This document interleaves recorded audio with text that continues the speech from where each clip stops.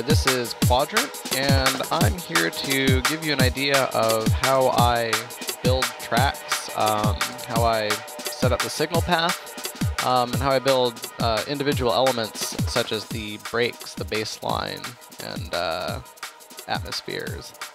So this is the Ableton project file for Convergence, which is a track that I did with Kid Hops and Iris that came out last year on Dispatch Recordings.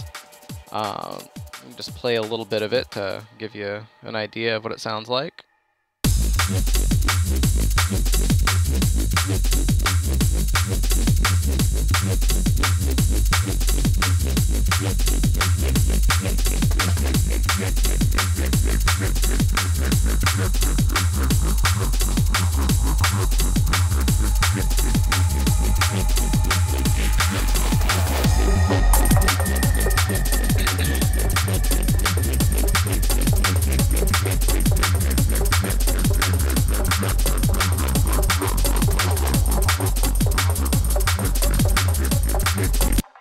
Alright, so on and so forth.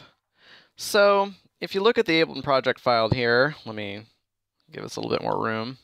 If you look at the Ableton project file, what you notice on the right-hand side is that I've got a bunch of groups that basically correspond to the different types of sounds that are in the project. So, I've got a group of tracks for drums, one for percussion, one for bass, keys and pads, atmospheres.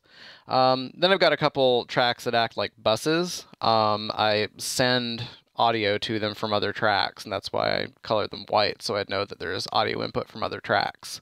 And that allows me to do a couple of things. For one, it allows me to group the various MIDI and audio tracks logically. For instance, if I'm looking for drums, I know I'm going to find them in the drums group.